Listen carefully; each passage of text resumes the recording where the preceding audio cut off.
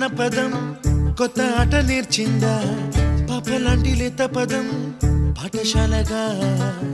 కూనలమ్మ జానపదం పల్లె దాటి వచ్చిందా